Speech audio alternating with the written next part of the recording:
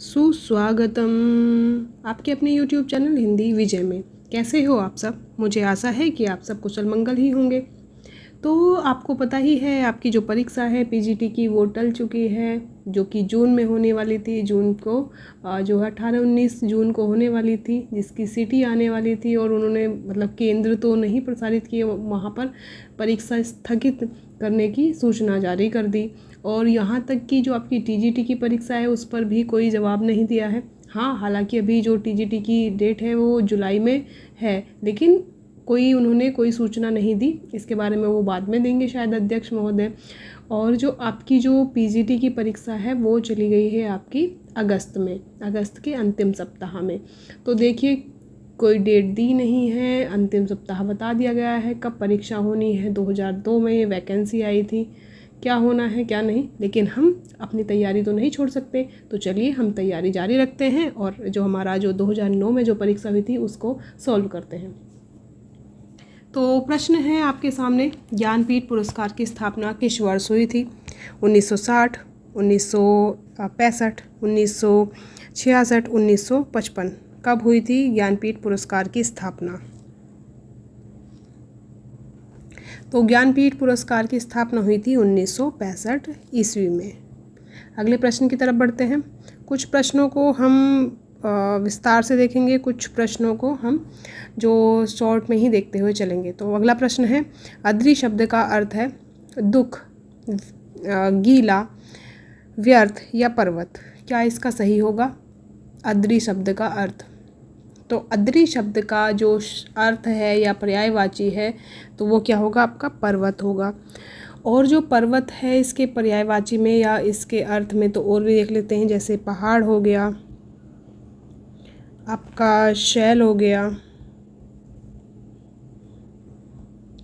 भूधर हो गया, गिरी हो गया, गोत्र भी इसका जो है पर्यायवाची होता है। साथ ही साथ भूमृत, अग, श्रृंगी, ये सब जो हैं आपके अद्री यानी कि पर्वत के पर्यायवाची हैं। ठीक है, अगला प्रश्न है, निम्नलिखित में अर्थ की दृष्टि से सही शब्द युग्म कौन सा है? कौन सा जो है वो सही है? जातवेद लोहा, जात रूप चांदी, प्रभूत कोवा, ताम्रचूड़ मुर्गा। कौन सा जो है युग्म सही है ये बताना है अर्थ की दृष्टि से, कि जातवेद का अर्थ लोहा होता है, प्रभूत का जात रूप का चांदी होता है, प्रभूत का कोआ होता है, ताम्रचूड़ का मुर्गा होता है। कौन सा जो है सही का आपको चयन करना है? तो इसमें सही होगा ताम्रचूड़। ताम्रचूड़ का अर्थ होता है मुर्गा, तो ये आपका सही होगा। मुर्गे को और भी बोलते हैं, जैसे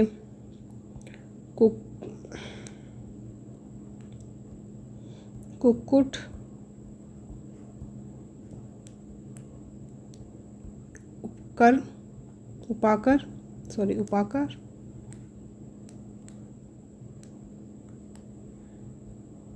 उपाकर, और आपका चरणायुध।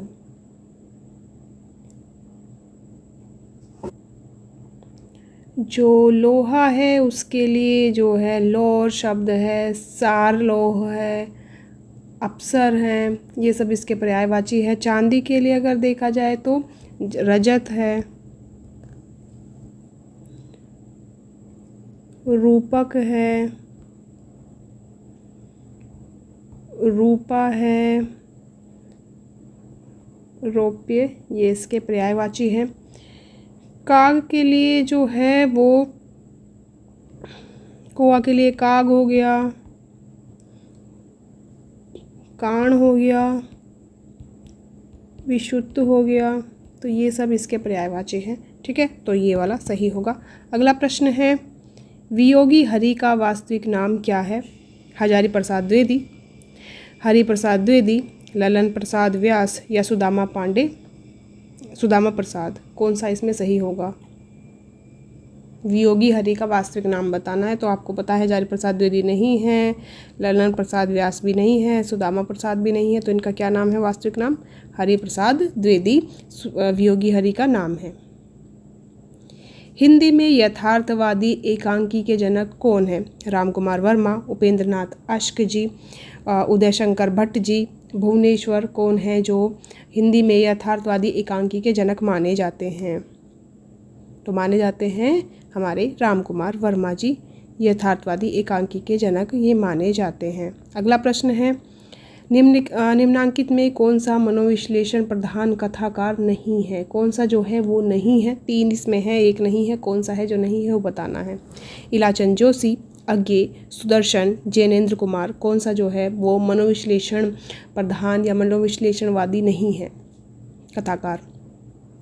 तो इसमें से जो हमारे सुदामा पांडे हैं, सुदर्शन जो है वो नहीं है। बाकी इलाचंद जोशी, अज्ञे और जैनेन्द्र कुमार ये सब जो है मनोविश्लेषणवादी उपन्यासकार माने जाते हैं।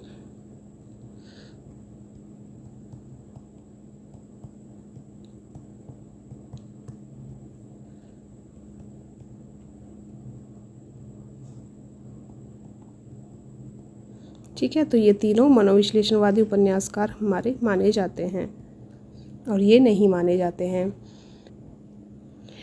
बाकी इन सब की रचना भी अगर देखना चाहे तो रचना भी देख सकते हैं। तो जो है जैनेन्द्र की जो है परख हो गया, परख इनका है 1929 में। एक है इनका सुनीता, सुनीता कब है? 1935 ईस्वी में। एक इनका है त्यागपत्र, त्यागपत्र कब का है? 1937 ईस्वी में। और इलाचंद जोशी की अगर औपन्यासिक कृति देखी जाए तो इनका है सन्यासी,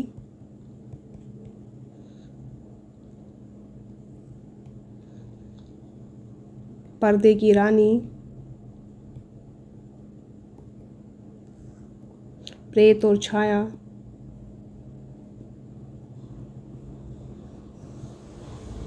निर्वासिता, जहाज का पंछी, ये सब इनकी कहानी है। अज्ञे की अगर रचनाएं देखी जाए तो अज्ञे ने कौन कौन से लिखे हैं? तो अज्ञे की तो है शेखर एक जीवनी, बहुत विशेष है इनकी। शेखर एक जीवनी बहुत प्रसिद्ध इनकी ये उपन्यास है। नदी का द्वीप, नदी के द्वीप, ये भी, और अपने अपने अजनबी।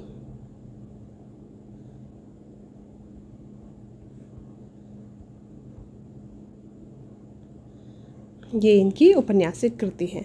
अगले प्रश्न की तरफ बढ़ते हैं। व्याप्त में संधि है, कौन सी संधि है व्याप्त में? व्याप्त शब्द है उसमें कौन सी संधि है ये बताना है। गुण संधि, दीर्घ संधि, यण संधि या अयादि संधि, कौन सी संधि इसमें होगी व्याप्त शब्द में? सबसे पहले हम इसका संधि विच्छेद ही कर लेते हैं। तो व्याप्त का संधि विच्छेद क्या होगा? विधन आप्त, इससे बनेगा व्याप्त। और ये है जो संधि, इसका जो सूत्र क्या होगा अगर हम संस्कृत के संदर्भ में देखें तो होगा इको यणची। तो कौन सी संधि होगी इसमें? यण संधि इसमें होगी। ठीक है, और यण संधि की अगर देखी जाए किस प्रकार से बनता है तो ये बनता है जैसे हरस या दीर्घ ई उ री, इनसे परे यदि कोई समान स्वर आ जाए तो ई का क्या हो जाता है? ई का ये हो जाता है, ऊ का क्या हो जाता है? व हो जाता है, और री का क्या हो जाता है? र हो जाता है। यही यण संधि की पहचान है। अगला प्रश्न है, कठपुतली में कौन सा समास है? संप्रदान तत्पुरुष, संबंध तत्पुरुष, अधिकरण तत्पुरुष या कर्म तत्पुरुष, कौन सा होगा कठपुतली में समास?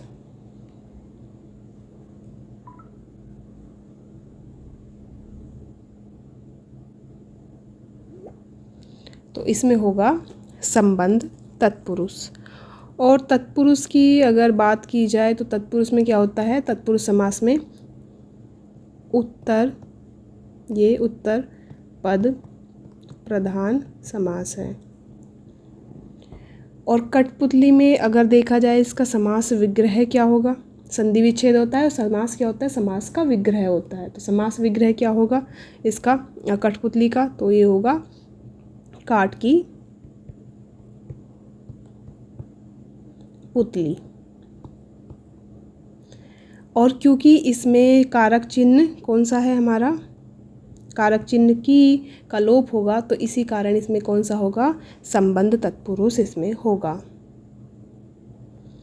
अगला प्रश्न है, माधव विलास के रचनाकार हैं लल्लू लाल, सदल मिश्र, राम प्रसाद निरंजनी, सदासुख लाल। कौन सा जो है ये माधव विलास के रचनाकार हैं।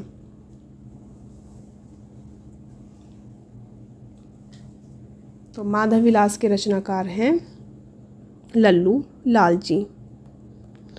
लल्लू लाल की और रचनाएं हम देख लेते हैं, कौन सी है, प्रेम सागर, माधोनल,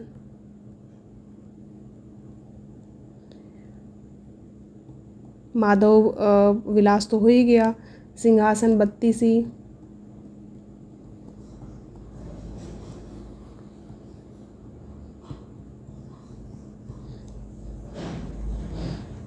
बैताल पच्चीसी, शकुंतला नाटक,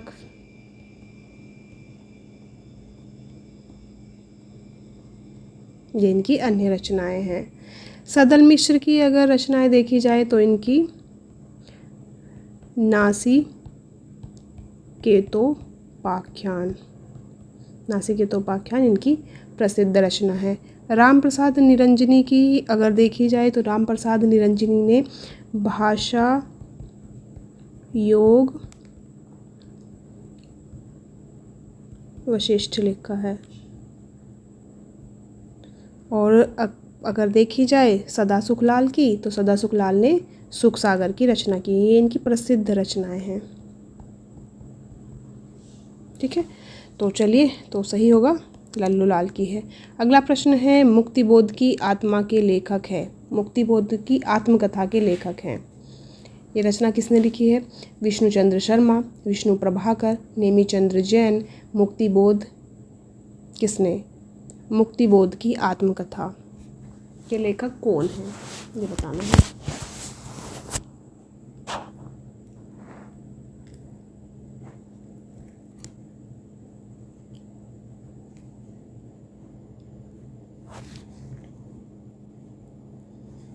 तो मुक्तिबोध की आत्मकथा किसने लिखी है, विष्णुचंद्र शर्मा ने लिखी है, विष्णुचंद्र शर्मा लिखी मुक्तिबोध की आत्मकथा। और ये रचना है 1984 ईस्वी की है। और जो विष्णु प्रभाकर हैं ये प्रसिद्ध हैं किसके लिए, आवारा मसीहा के लिए। आवारा मसीहा जो इन्होंने लिखी है उसके लिए प्रसिद्ध हैं।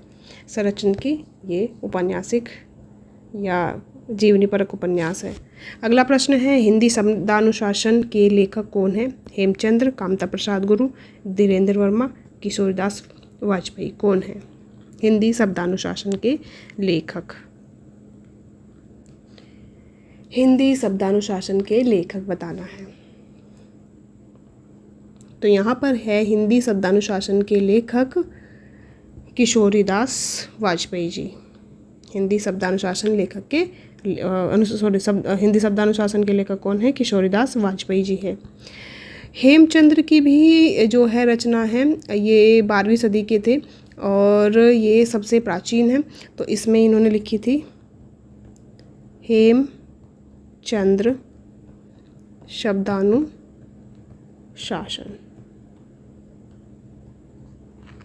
ये इन्होंने लिखी थी हेमचंद्र जी ने, हेमचंद्र शब्दानुशासन। कामता प्रसाद गुरु की जो है वो प्रसिद्ध रचना है हिंदी व्याकरण। ठीक है, और इनकी है ही हिंदी शब्दानुशासन। अगले प्रश्न की तरफ बढ़ते हैं। प्रश्न है, हिंदी में दलित साहित्य की पहली आत्मकथा किसने लिखी। हिंदी में दलित साहित्य की पहली आत्मकथा किसने लिखी। ओम प्रकाश वाल्मीकि, मोहनदास नैमिषराय या कौशल्या बेसंत्री या सूरजपाल ने, किसने लिखी है हिंदी साहित्य की पहली आत्मकथा, हिंदी दलित साहित्य की, हिंदी साहित्य की नहीं, हिंदी दलित साहित्य की पहली आत्मकथा। तो वो लिखी है ओम प्रकाश वाल्मीकि जी ने। अगला प्रश्न है, उकार बहुला बोली मानी जाती है, अवधी, भोजपुरी, बघेली या छत्तीसगढ़ी। उकार बहुला कौन सी मानी जाती है? अवधी, बघेली, छत्तीसगढ़ी या भोजपुरी। तो इसमें से मानी जाती है छत्तीसगढ़ी। अगला प्रश्न है, निम्नांकित में से कौन विशेषता देवनागरी में नहीं है? कौन सी विशेषता जो है देवनागरी में नहीं है? इसमें जैसा उच्चारण होता है वैसा ही लिखा जाता है। 1 पॉइंट नेगेटिव ढूंढना, 3 सही है, इसमें 1 गलत है, वही ढूंढना है। इसमें एक ध्वनि के लिए एक ही प्रतीक है। इसमें शिरोरेखा का प्रयोग महत्वपूर्ण है। चौथा है, विकास की दृष्टि से यह लिपि ये नहीं, लिपि है यह लिपि ब्राह्मी एवं खरोष्टी की समकालीन है। तो कौन सा इसमें से जो है गलत है वो बताना है। तो इसमें जैसा उच्चारण होता है वैसा ही लिखा जाता है, ये सही है। इसमें एक ध्वनि के लिए एक ही प्रतीक है, बिल्कुल सही है। इसमें शिरोरेखा का महत्वपूर्ण स्थान है, बिल्कुल सही है। लेकिन विकास की दृष्टि से ये लिपि ब्राह्मी एवं खरोष्टी की समकालीन नहीं है, क्योंकि जो ब्राह्मी और खरोष्टी हैं इसमें से जो देवनागरी निकली है वो ब्राह्मी से निकली है, तो इसके समकालीन नहीं हो सकती। ब्राह्मी से क्या निकली थी? हमारी देवनागरी निकली है, इसी कारण ये समकालीन नहीं होगी। ठीक है, और जो ब्राह्मी और खरोष्टी दोनों समकालीन हैं, इसी कारण ये गलत हो जाएगा। गलत होने के कारण ये सही हो जाएगा। तो राइट आंसर हमारा क्या होगा? 4 सही होगा, नहीं के कारण। ठीक है, नेगेटिव 1 ढूंढना था। अगला प्रश्न है, खेचर का पर्याय होगा आकाश में चलने वाला, पक्षी, ग्रह या इनमें से कोई नहीं। कौन सा होगा खेचर का पर्यायवाची? तो इसमें से होगा इनमें से कोई नहीं। अगला प्रश्न है, नहीं, ये तो कन्फ्यूजन है। नहीं, खेचर का आकाश में चलने वाला पक्षी, हाँ इसमें से सभी होगा, सभी होगा, इसमें से सभी, जिसके कारण ये सही होगा। इनमें से कोई नहीं होगा, क्योंकि सभी हैं। खेचर का पर्यायवाची आकाश में चलने वाला, पक्षी भी है, ग्रह भी है, तो बिल्कुल सही है ये। तो इसी कारण सभी सही हैं। तो बादल भी बोला जाता है खेचर। ठीक है, तारागण भी खेचर के लिए एक पर्यायवाची शब्द है। तो इसमें से सभी हैं। अगला प्रश्न है, निम्नलिखित में से कौन भास द्वारा रचित नाटक नहीं है? कौन सा जो नाटक है जो भास द्वारा रचित नहीं है? मृच्छकटिकम, उरुभंगम, दूतवाक्यम, मध्यम व्यायोग। कौन सा जो है जो भास द्वारा रचित नहीं है?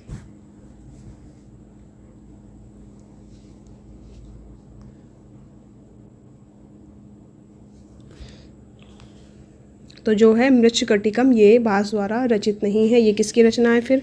ये शूद्रक की रचना है। ठीक है, भास की रचनाएं जो है दूतवाक्यम, मध्यम व्यायोग, उरुभंगम, ये सभी इन्हीं की है। साथ ही साथ एक इनकी बालचरितम भी है, अभिषेक नाटकम है, प्रतिमान नाटकम है, ये सभी इन्हीं की। अगला प्रश्न है, संस्कृत के किस कवि के लिए घंटा विशेषण प्रयुक्त हुआ है? किसके लिए घंटा विशेषण का प्रयोग किया जाता है? बाण के लिए, माघ के लिए, भारवी के लिए, श्रीहर्ष के लिए। किसके लिए घंटा विशेषण का प्रयोग किया जाता है? संस्कृत साहित्य से ही है ये प्रश्न भी। तो किसके लिए किया जाता है?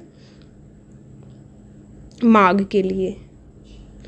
और माघ ने जो है रेकव पर्वत था उसके प्रातःकालीन सुषमा का वर्णन किया है, और बहुत सुंदर वर्णन किया है, जिसमें ऊपर फैली हुई रज्जु रूपी किरणों से युक्त सूर्य एक ओर उदय हो रहा है, दूसरी ओर चंद्रमा अस्त होने जा रहा है। जान पड़ता है कि यह रेवतक उस गजेंद्र की शोभा धारण कर रहा है जिसमें दोनों ओर 2 उज्ज्वल घंटे लटक रहे हैं। तो 2 उज्ज्वल घंटे कौन है? एक तरफ चंद्रमा है, एक तरफ सूर्य है। इसी कल्पना के कारण जो है माघ को घंटा ये विशेषण दिया गया है। इन्होंने जो सुंदर वर्णन किया है उसी के कारण। अगला प्रश्न है, विसर्ग का प्रयोग किन शब्दों में नहीं होता? तद्भव, तत्सम, शंकर या इनमें से सभी। विसर्ग का प्रयोग किन शब्दों में नहीं होता? तो किन में नहीं होता? तो शंकर शब्दों में विसर्ग का प्रयोग नहीं होता है। तत्सम में हो सकता है, तद्भव में हो सकता है, लेकिन शंकर में नहीं हो सकता है। अगला प्रश्न है, आधा पात बबूल का तामे तनिक पिसान, लाला जी करने लगे छठे क्षमा से दान, क्षमा से दान। तो इसमें कौन सा रस है ये बताना है। श्रृंगार है, वीर है, करुण है या हास्य है, कौन सा इसमें रस होगा। श्रृंगार, वीर, करुण या हास्य। तो इसमें कौन सा अलंकार है, सॉरी इसमें कौन सा रस है, अलंकार में कौन सा रस है, इसमें है हास्य। क्योंकि हंसीपूर्ण बात है कि क्या है कि आधा बबूल का पत्ता था, उसमें तनिक पिसान, थोड़ा सा पिसान गया है, लाला जी करने लगे छठे क्षमा से दान, और इसी के कारण क्या करने लगे, इसी छोटे से पत्ते से दान भी करने लगे। मतलब बहुत हास्यपूर्ण व्यंग मतलब दिखाया गया है। अगला प्रश्न है, आचार्य भरत ने किस रस को नाट्य प्रयोग में स्वीकार नहीं किया। शांत, करुण, भयानक, अद्भुत, किसको नहीं किया है भरत ने कि ये रस जो है ये नाटक के लिए प्रयोग नहीं किया जा सकता, उसको स्वीकार नहीं किया है। किसको स्वीकार नहीं किया है ये बताना है। 8 जो रस हैं इन्होंने माने हैं, एक नहीं माना है। वो प्रश्न को पूछने का बस तरीका बदला है, बाकी आप समझदार हैं। तो कौन से रस को नहीं स्वीकार किया है, इन्होंने शांत रस को स्वीकार नहीं किया है। इन्होंने जो हास्य रस है इसको लिया है, इन्होंने करुण रस को लिया है, इन्होंने जो है वीर रस को लिया है, इन्होंने रौद्र रस को लिया है, भयानक को लिया है, इन्होंने विभत्स को भी लिया है, अद्भुत को भी लिया है। तो कितने हो गए, 1 2 3 4 5 6 7। तो एक कौन सा बच गया, श्रृंगार बच गया ना, महत्वपूर्ण श्रृंगार तो रह गया, श्रृंगार। तो ये इन्होंने 8 रस माने हैं, या कह सकते हैं इन्होंने जो ये 8 रस हैं वो स्वीकार किए हैं नाटक के लिए। एक ही बात है, 8 रस स्वीकार किए या 8 नाटक के लिए माने हैं, वो एक ही बात है। अगला प्रश्न है, कागजी घोड़े दौड़ाना मुहावरे का अर्थ होगा। नकली घोड़े दौड़ाना, बहुत परिश्रम करना, व्यर्थ की लिखा पढ़ी करना या जांच पड़ताल करना। कौन सा होगा कागजी घोड़े दौड़ाने मुहावरे का अर्थ, सही अर्थ बताना है। तो कौन सा होगा कि व्यर्थ की लिखा पढ़ी करना, ये इसका सही होगा। अगला प्रश्न है, लौकिक शब्द में प्रत्यय है। ये जो शब्द है लौकिक, इसमें कौन सा प्रत्यय है। प्रत्यय यानी कि वे शब्दांश जो शब्द के या उसके धातु के जो पीछे लगते हैं वही क्या कहलाते हैं, प्रत्यय कहलाते हैं। तो कौन सा इसमें प्रत्यय है, और ये बताइए कौन से शब्द और से बना है ये। तो ये लोक में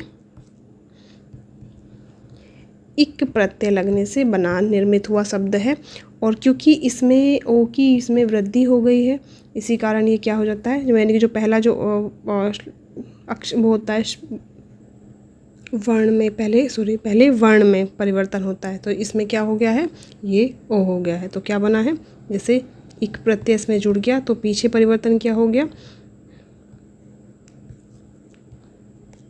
ये परिवर्तन होना चाहिए था, लेकिन ये तो जुड़ा है, लेकिन साथ ही साथ यहाँ भी परिवर्तन होता है। जो पहला वर्ण है उसमें भी परिवर्तन होता है। क्या होता है, जैसे ए या आ, तो इसका क्या हो जाएगा, आ रहेगा। यहाँ पर ई या ई रहेगा तो क्या हो जाएगा इसका,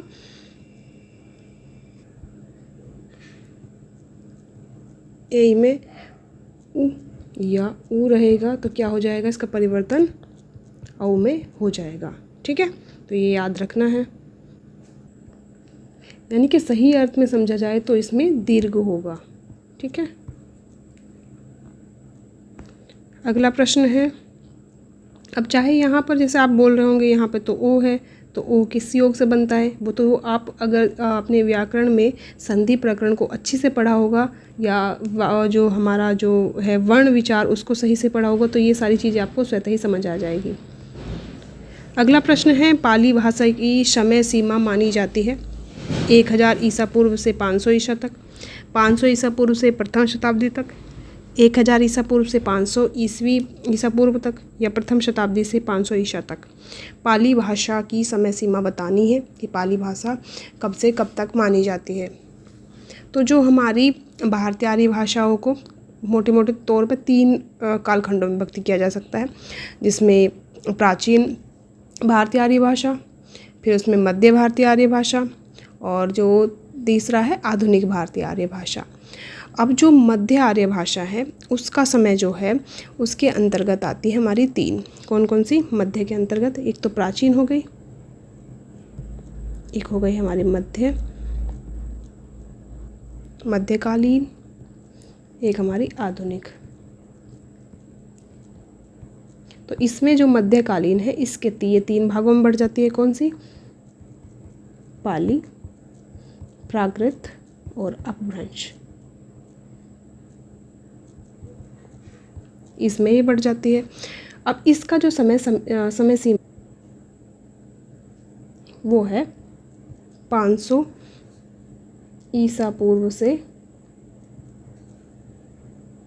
1 ईस्वी, 1 ईस्वी से 500 ईस्वी, और 500 से 1000 ईस्वी, इस प्रकार से होता है। ठीक है, मध्यकालीन में। आधुनिक, फिर जो हमारा आधुनिक जो काल आ जाता है वो ऐसे ही बढ़ता चला जाता है। ठीक है, वैसे ही प्राचीन काल, इसमें जो आपका लौकिक संस्कृत आ जाए, इसमें संस्कृत आ जाएगा। संस्कृत में कौन कौन सी संस्कृत? जो हमारी साहित्यिक संस्कृत है या वैदिक संस्कृत है वो, उसके बाद लौकिक संस्कृत। ठीक है, तो मेन हमें किसको जानना था?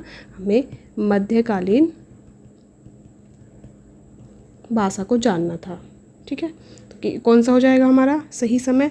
तो ये हो जाएगा 500 ईसा से प्रथम शताब्दी ईस्वी तक।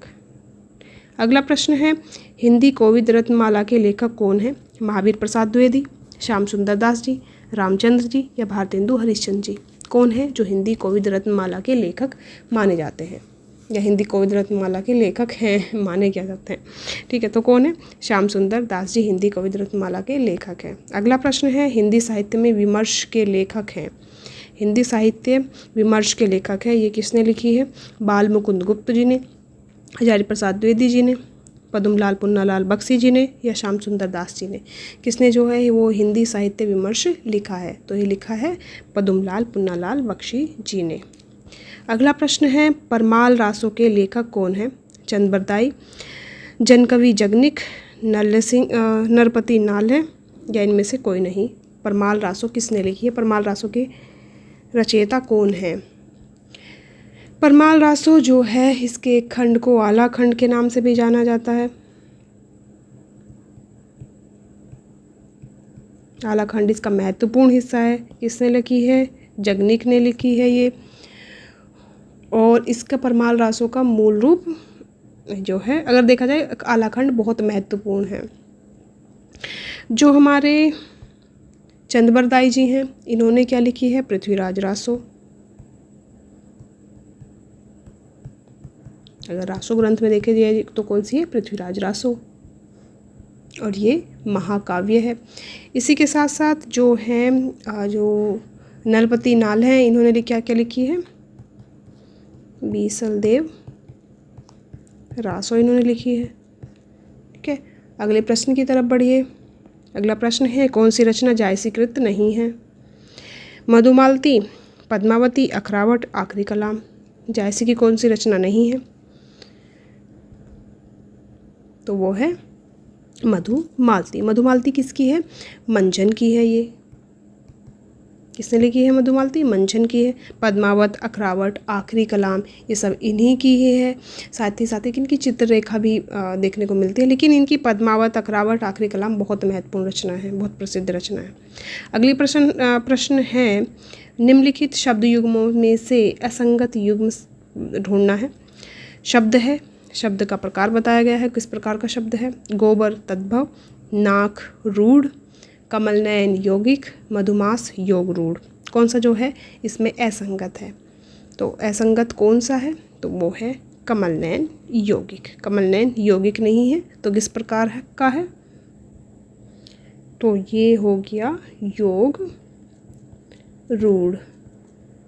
किसका है ये मैं आपको बता दूँ। कमलनयन जो है वो विष्णु जी के लिए प्रयुक्त होता है, इसीलिए ये योग रूढ़ है। ठीक है, और जो हमारा जो रूढ़ है, रूढ़ या रूढ़ी, जो रूढ़ शब्द है रूढ़ शब्दों के जो हैं वो खंड नहीं हो सकते, जैसे नाक का कोई खंड नहीं हो सकता, सार्थक खंड नहीं हो सकता।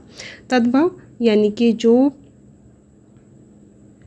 संस्कृत से जो है रूप परिवर्तित करके आए हैं वो तद्भव होंगे। योग रूढ़ वो शब्द होंगे जिनका जो सार्थक मतलब अर्थ निकल सकता है, यानी कि दो अर्थ निकल सकते हैं, यानी कि जैसे मधु और मास दोनों का अर्थ निकल सकता है, जैसे कमल और नयन का भी जो है अलग अलग अर्थ निकल सकता है, लेकिन एक हो जाने पर ये किसी एक व्यक्ति, एक वस्तु या किसी एक विषय के लिए ये रूढ़ हो जाते हैं, यानी कि उसका वही अर्थ निकलता है। जैसे कमल नयन ही हो गया, किसके लिए निकलता है? विष्णु के लिए निकलता है। वैसे ही गजानन है, वैसे ही दशानन है, यानी कि बहुव्रीहि समास के जो भी उदाहरण हैं वो आपके योग रूढ़ में आ जाएंगे, बस ये याद रखिए, बाकी कुछ नहीं। ठीक है। अगला प्रश्न है, शुद्ध वर्तनी वाला शब्द है मानवीकरण, मानवीयकरण, मानवीकरण या मानवीकरण, कौन सा होगा इसमें? मानवीकरण दोनों है, तो कौन सा होगा इसमें सही? तो इसमें ये नहीं होगा, नहीं होगा, ये है, यानी कि दोनों होंगे, दोनों ही आ गए हैं भूलवश। चलिए ठीक है। अगला प्रश्न है, कौन सा निबंधकार भारतेंदु युग का नहीं है? कौन सा निबंधकार है जो भारतेंदु युग का नहीं है? बालकृष्ण भट्ट, बाल मुकुंद गुप्त, प्रताप नारायण मिश्र, श्रीनिवास दास, कौन सा निबंधकार है जो भारतेंदु युग का नहीं है?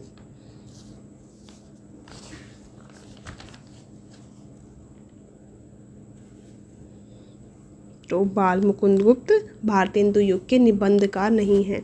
भारतेंदु युग के प्रमुख निबंधकार जो हैं भारतेंदु हरिश्चंद्र स्वयं हो गए, भारतेंदु के नाम से ही है तो भारतेंदु स्वयं हो जाएंगे बहारतेंदु जी। उसके साथ साथ बालकृष्ण भट्ट हो गए, और आपके प्रताप नारायण मिश्र हो गए, श्रीनिवास दास हो गए, और बद्रीनारायण चौधरी प्रेमघन हो गए, और राधाचरण गोस्वामी हो गए, काशीनाथ खत्री जी भी हो गए। सभी के नाम लिख दूँ क्या? चलिए लिख देते हैं। तो और कौन कौन है? भारतेंदु जी भी देख लीजिए,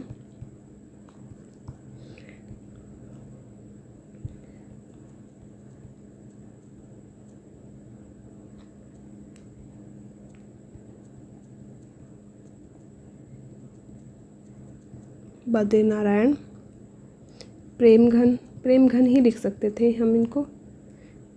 और देख लीजिए कौन हो सकते हैं, राधा चरण गोस्वामी जी,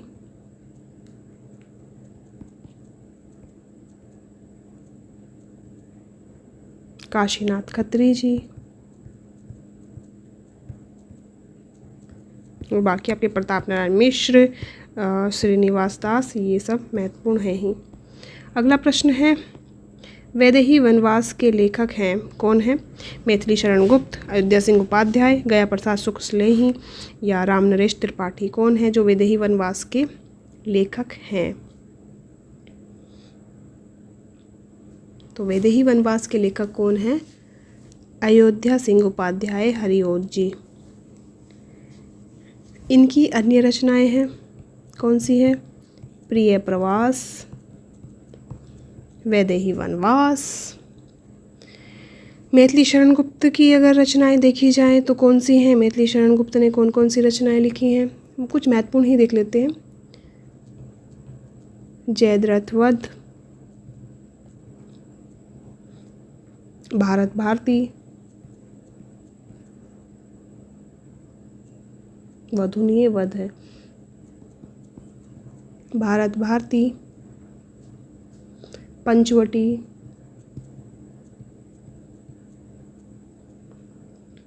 और है इनकी झनकार, साकेत, यशोधरा,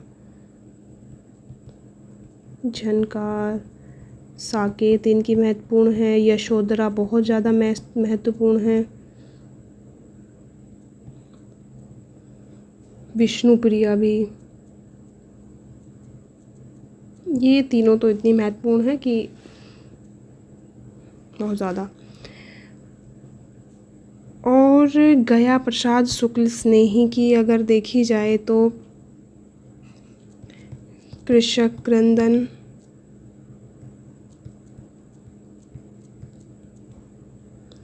प्रेम पचीसी,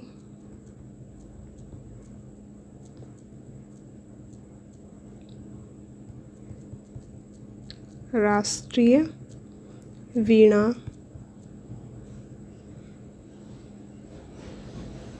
और करुणा कादम्बरी ये इनकी है। रामनरेश त्रिपाठी की अगर देखी जाए तो इनकी कौन सी है, तो रामनरेश त्रिपाठी की है मिलन, पथिक, मानसी, स्वप्न, ये इनकी है। ठीक है। अगला प्रश्न है, निम्नलिखित में से कौन सी कृति आचार्य हजारी प्रसाद द्विवेदी की नहीं है। ये नहीं वाले प्रश्नों पर आप बहुत ज़्यादा ध्यान दीजिएगा, क्योंकि हम ध्यान नहीं देते हैं, और जो नहीं वाले प्रश्न को हाँ वाले प्रश्नों में देख लेते हैं, तो सबसे पहले इसी को हाईलाइट कर लीजिए। तो निम्नलिखित में से कौन सी कृति आचार्य हजारी प्रसाद द्विवेदी की नहीं है। हिंदी साहित्य का आलोचनात्मक इतिहास, हिंदी साहित्य की भूमिका, हिंदी साहित्य उद्भव और विकास, हिंदी साहित्य का आदिकाल, कौन सी जो है इनकी नहीं है द्विवेदी जी की। तो हिंदी साहित्य का आलोचनात्मक इतिहास इनकी नहीं है, हिंदी साहित्य की भूमिका इनकी है, हिंदी साहित्य का उद्भव और विकास है, हिंदी साहित्य का आदिकाल है, और ये जो रचना है 1938 की रचना है, डॉक्टर राम कुमार वर्मा की ये रचना है, और ये इतिहास ग्रंथ है। ठीक है, ये चीज़ें ध्यान दीजिएगा। और इसमें अगर देखा जाए, इस इतिहास ग्रंथ में हिंदी साहित्य का आलोचनात्मक इतिहास में 693 से 1693 ईस्वी तक के समय का ही कालावधि का ही इतिहास बताया गया है हिंदी साहित्य का। अगला प्रश्न है, आर्य समाज के संस्थापक हैं स्वामी विवेकानंद, महात्मा गांधी, केशव चंद्र सेन, दयानंद सरस्वती जी। आर्य समाज के संस्थापक कौन हैं? स्वामी विवेकानंद जी हैं ब्रह्म समाज के। ठीक। केशव चंद्र सेन हैं प्रार्थना समाज के। अब आर्य समाज के कौन बचे? तो हमारे दयानंद सरस्वती जी आर्य समाज के संस्थापक हैं। अगला प्रश्न है, मैं पुनि निज गुरु कथा सो सूकर खेत। मैं पुनि निज गुरु कथा सो सूकर खेत, यह कथन किस कवि का है? तुलसीदास, कबीर, नाभादास, सूरदास, किसका है? तो किसका है? सूकर खेत में जन्म को लेकर ये तुलसीदास जी का है कि इनका जन्म सूकर खेत भी माना जाता है, स्वयं ने इन्होंने बोला है। अगला प्रश्न है, प्रगतिवादी समीक्षक हैं रामचंद्र शुक्ल, रामविलास शर्मा, गुलाब राय, श्याम सुंदर दास जी। प्रगतिवादी समीक्षक कौन है? तो ये हैं रामविलास शर्मा जी। रामविलास शर्मा की जो आलोचनात्मक कृति अगर देखी जाए तो कौन सी है? प्रगति और परंपरा,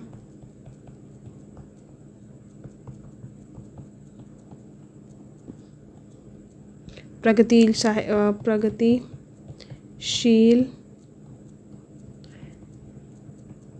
साहित्य की समस्याएं,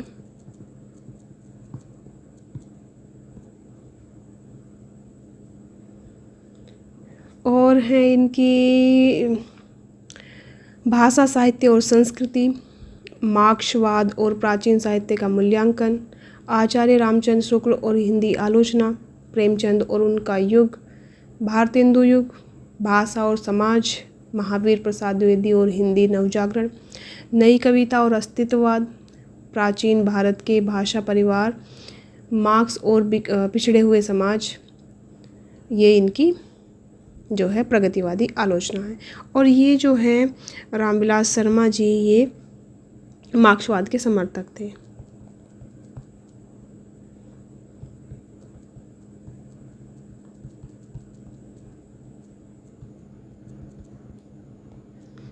अगला प्रश्न है, अपने काव्य जीवन के उत्तर में अरविंद दर्शन से प्रभावित कवि है। काव्य जीवन में कौन जो है जो अरविंद दर्शन से प्रभावित है, या अरविंद दर्शन से प्रभावित कौन है बहुत सीधा सा प्रश्न पूछा जा सकता है, लेकिन घुमाने के लिए ये पूछा गया है। महादेव वर्मा, सुमित्रानंदन पंत, जयशंकर प्रसाद या अज्ञे, कौन है जो मार्क्सवादी अरविंद दर्शन से प्रभावित है? तो कौन है? पंत जी, सुमित्रानंदन पंत जी।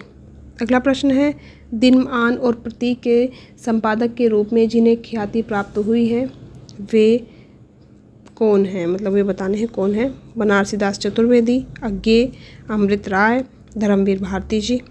कौन है दिनमान और प्रतीक के संपादक?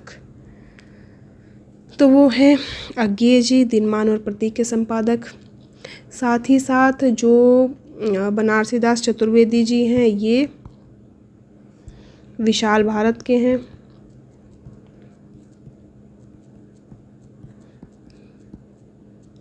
(1928) और ये कलकत्ता से प्रकाशित होती थी। धर्मवीर भारती अगर देखा जाए तो ये निकष और धर्मयुग के ये संपादक थे। तो धर्मयुग इनका महत्वपूर्ण है। ठीक है, तो आगे दिनमान और प्रतीक के संपादक रहे हैं। अगला प्रश्न है, हंस का संपादन किया था किसने किया था? इसीलिए मैंने वो पिछले वाले प्रश्न में नहीं बताया था। तो हंस का जो संपादन किसने किया था? प्रेमचंद ने, अमृत राय ने, शिवदान सिंह चौहान ने, इनमें से सभी ने। तो इसमें से प्रेमचंद जी ने भी किया है, अमृत राय ने भी किया है, शिवदान सिंह चौहान जी ने भी किया है, और क्योंकि सभी ने किया है तो सभी इसका उत्तर होगा। हंस पत्रिका जो है 1900 ये इसका स्थान था कहाँ से? बनारस से प्रकाशित होती थी और इसमें ये तीनों जो है संपादक के रूप में रहे हैं। अगला प्रश्न है, योग वशिष्ठ के लेखक हैं कौन है? राजा शिव प्रसाद सिंह, राम प्रसाद निरंजनी, राजा राम मोहन राय या सदल मिश्र। कौन जो है योग वशिष्ठ के लेखक हैं? तो कौन है?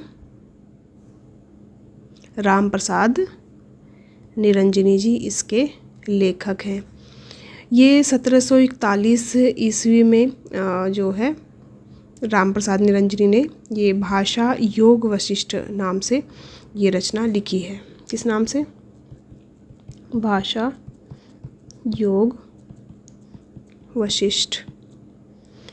कब? 1741 ईस्वी में ये की है। और ये जो ग्रंथ है ये खड़ी बोली में लिखा गया था। राजा शिव प्रसाद सितारे हिंद जो है इन्होंने अलसियों का कीड़ा, राजा भोज का सपना,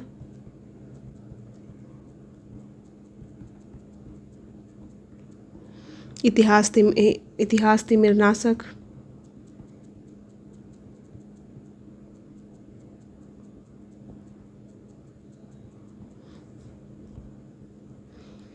मानव धर्मसार, उपनिषद सार, भूगोल, हस्तामलक, ये इनकी रचनाएं हैं। सदल मिश्र की अभी आपको बताई ही थी, कौन सी थी? नासिकेतोपाख्यान। अगला प्रश्न है, सूची 1 है, सूची 2 है, मिलान की करना है। कूट नीचे दिया हुआ है, सूची 1 सूची 2 दी हुई है। तो बताइए, एक तरफ है निर्मल वर्मा लाल टीन की छत, एक तरफ रचना है, एक तरफ रचनाकार है। लाल टीन की छत किसकी है? आपका बंटी किसकी है? जुगलबंदी किसकी है? 55 खंबे लाल दीवारें किसकी हैं? ये आपको बताना है। तो जो है आपका बंटी तो आपको पता ही है मन्नू भंडारी जी का है। और लाल टीन की छत निर्मल वर्मा जी की है। जुगलबंदी जो है उषा नहीं जुगलबंदी जो है जुगलबंदी गिरिराज किशोर जी की है। और 55 खंबे लाल दीवारें उषा प्रियंवदा का। तो देख लीजिएगा 1 4 2 3 1 4 2 3 4 2 3, तो ये सही है। अगला प्रश्न है, अबे सुन बे गुलाब भूल मत घर पाई खुशबू रंगो आब। अबे सुन बे गुलाब, भूल मत घर पाई खुशबू रंगो आब। वाक्य पंक्ति में का संबंध है किससे, यानी किससे है? प्रगतिवादी कविता से, प्रयोगवादी कविता से, समानांतर कविता से, या इनमें से कोई नहीं? किससे संबंधित है? तो ये है प्रगतिवादी कविता का एक उदाहरण। अगला प्रश्न है, नई कविता पत्रिका का प्रकाशन आरंभ कब से हुआ था? 1953 से, 1954 ईस्वी से, 1955 ईस्वी से, 1956 ईस्वी से। कब से शुरू हुआ था नई कविता पत्रिका का प्रकाशन? तो ये शुरू हुआ था 1954 ईस्वी में। और ये जो नई कविता पत्रिका थी, इसके संपादक थे जगदीश गुप्ता और रामस्वरूप चतुर्वेदी जी।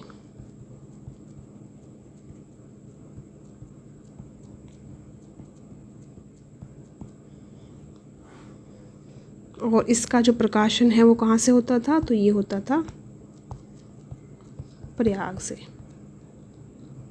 अगला प्रश्न है, नकेनवाद किस काव्यधारा के लिए प्रयुक्त हुआ है? छायावादी काव्य, प्रगतिवादी काव्य, इनमें से कोई नहीं। नकेनवाद किस काव्यधारा के लिए प्रयुक्त हुआ है? तो ये प्रयुक्त हुआ है, अगर देखा जाए तो इसमें छायावाद के लिए भी नहीं, प्रगतिवाद के लिए, प्रयोगवाद के लिए कोई नहीं, तो इनमें से कोई नहीं होगा। तो किसके लिए प्रयुक्त हुआ है? तो ये प्रयुक्त हुआ है, इसको बोला जाता है प्रपद्यवाद भी इसको कहा जाता है। और इस नकेनवाद, नकेन तो न से बनता है, नलिन, विलोचन, शर्मा। के से बनता है केशरी, कुमार, और एक न से बनता है नरेश। इन तीनों से के योग से बना है ये न के न।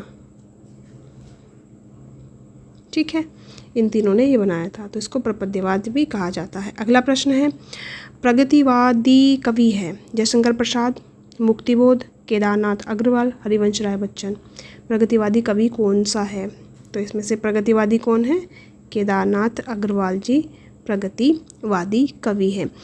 केदारनाथ अग्रवाल की अगर अन्य रचनाएं देखी जाएं तो है युग की गंगा, लिख लेते हैं युग की गंगा, की सभी रचनाएं बहुत महत्वपूर्ण हैं। युग की गंगा, नींद के बादल,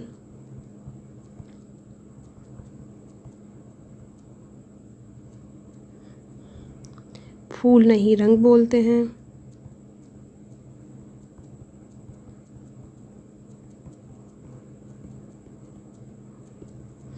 आग का आईना,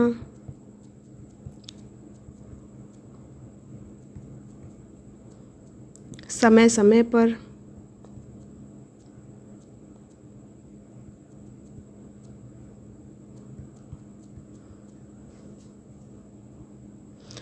नागार्जुन, शिवमंगल सिंह सुमन, त्रिलोचन और रांगे राघव, ये प्रगतिवादी कवि हैं। तो कौन कौन है? और नागार्जुन, शिवमंगल सिंह सुमन, त्रिलोचन और रांगे राघव, ये प्रगतिवादी हैं। रामविलास शर्मा हुए, और निराला हुए, और पंत हुए, मुक्तिबोध हुए, ये सब क्या है? प्रगतिवादी काव्यधारा में भी इन्होंने योगदान दिया है। बाकी ये छायावाद से संबंध ज़्यादा रखते हैं। ठीक है, अगला प्रश्न है, नाट्यशास्त्र के रचयिता हैं कौन है? बहुत सरल सा प्रश्न है। आचार्य भरत मुनि, आनंदवर्धन, वामन, मम्मट। लेकिन कभी कभी आसान प्रश्न ही आपको हिला देते हैं, आप भूल जाते हैं आसान प्रश्न को, क्योंकि आप कठिनता की तरफ, कठिन प्रश्नों पर ज़्यादा ध्यान देते हैं। और एक एक नंबर, एक एक प्रश्न बहुत मायने रखता है हर परीक्षा में। कुछ लोगों का पॉइंट्स से रुक जाता है, उनसे पूछिए एक नंबर की महत्व की बात। तो नाट्यशास्त्र के रचयिता कौन है? आचार्य भरत मुनि जी हैं नाट्यशास्त्र के रचयिता। और जो आनंदवर्धन है, इनकी रचना है ध्वन्यालोक।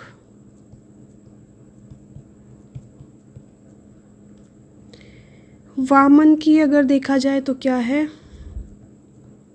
काव्य अलंकार, सूत्र, वृत्ति। मम्मट का है काव्य प्रकाश।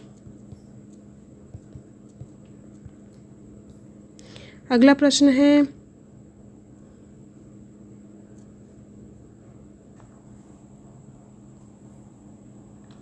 बानन में बागन में बगरो बसंत है। पद्माकर की इस पंक्ति का अर्थ शब्द की किस शक्ति से ग्रहण किया जा सकता है? बनन में बागन में बगरो बसंत है। पद्माकर की इस पंक्ति से कौन सा जो है आपकी शब्द शक्ति ग्रहण की जा सकती है? अभिधा, लक्षणा, व्यंजना या इनमें से सभी? कौन सी शब्द शक्ति यहाँ देखने को मिलती है? लक्षणा शब्द शक्ति यहाँ देखने को मिलती है। और यहाँ पर वसंत ऋतु का वर्णन किया गया है। वे लाक्षणिक शब्दों के प्रयोग से में सिद्धहस्त हमारे पद्माकर जी हैं। अगला प्रश्न है, समूह 1 को समूह 2 से मिलाने, यानी कि 2 सूची है, इसमें सूची 1 सूची 2 मिलान करना है। एक तरफ रचना है, एक तरफ रचनाकार है। तो रचना है इत्यालम, ठंडा लोहा, गीत फरोश, संशय की एक रात। रचनाकार है धर्मवीर भारती, अज्ञेय, नरेश मेहता, भवानी प्रसाद मिश्र। और नीचे दिया है कूट। तो कौन सा सही होगा ये बताना है। तो जो इत्यालम है वो अज्ञेय की रचना है। ठंडा लोहा पता ही है धर्मवीर भारती का है। गीत फरोश भवानी प्रसाद मिश्र जी का बहुत प्रसिद्ध ये रचना है, काव्यकृति है। संशय की एक रात नरेश मेहता की है। तो 2 1 3 4 2 1 3 4 यही है, ये सही होगा। अगला प्रश्न है, अच्छा आवाज़ में थोड़ी डिस्टर्बेंस हुई। अगला प्रश्न है, चंद्रकांति शब्द में समास है। चंद्रकांति शब्द में कौन सा समास है? चंद्रकांति है शब्द में समास है बहुव्रीहि, कर्मधारय, तत्पुरुष, इनमें से कोई नहीं। कौन सा होगा?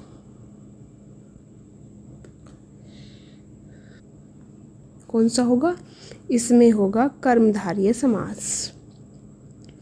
चंद्र इव कांति, और इसमें जो होगा चंद्र के समान कांति, इसमें उपमावाचक शब्द का सामान्यवाचक शब्द के साथ समास होता है और ये बनता है कौन सा? कर्मधारय समास।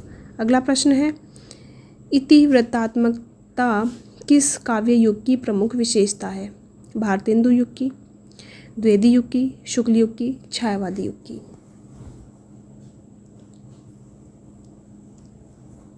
इतिवृत्तात्मकता किस काव्य युग की विशेषता है? तो ये है द्विवेदी युग की विशेषता इतिवृत्तात्मकता। और इतिवृत्तात्मकता विशेषता है, साथ साथ और कौन सी विशेषता है ये भी हम देख लेते हैं। अच्छा, आवाज़ के बारे में कैसे? श्योर। तो और विशेषता हम देख लेते हैं। देशभक्ति एवं राष्ट्रीय जागरण का उद्दीप्त स्वर, यानी कि देशभक्ति, राष्ट्रभक्ति,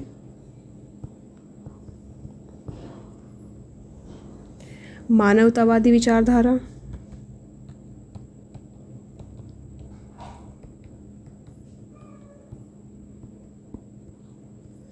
और बौद्धिकता का व्यापक प्रभाव, एक होगी बौद्धिकता। और श्रृंगार का बहिष्कार, यानी कि श्रृंगार इसमें देखने को कम मिलता है द्विवेदी युग में। इतिवृत्तात्मकता एवं गद्यात्मकता देखने को मिलती है। प्रकृति का जो है आलम्बन रूप में चित्रण किया गया है और इसमें जो है कविताओं के अनुवादों की प्रचुरता, नवीन एवं सामान्य लोक जीवन के विषयों का महत्व देखने को मिलता है। ठीक है, अगला प्रश्न है, छायावाद स्थूल के प्रति सूक्ष्म का विद्रोह है। यह कथन किसका है? नंदुलारे वाजपेयी, महादेवी वर्मा, डॉक्टर नगेंद्र या डॉक्टर रामविलास शर्मा? छायावाद स्थूल के प्रति सूक्ष्म का विद्रोह है, तो ये कथन है डॉक्टर नगेंद्र जी का है। महादेवी वर्मा ने क्या कहा है? महादेवी वर्मा ने कहा है, छायावाद की परिभाषा दी है कि छायावाद तत्वतः प्रकृति के बीच जीवन का उद्गीत है। प्रकृति के बीच जीवन का उद्गीत, ऐसे याद रख ली सकते हैं आप, मतलब शॉर्ट में क्या, प्रकृति के बीच जीवन का उद्गीत। ठीक, ये महादेव वर्मा जी का है। रामविलास शर्मा ने कहा है कि छायावाद स्थूल के प्रति सूक्ष्म का विद्रोह नहीं है। बस इतना से याद रख लीजिएगा, बाकी बहुत लंबा है। छायावाद को हटा देते हैं, क्या लिख देते हैं,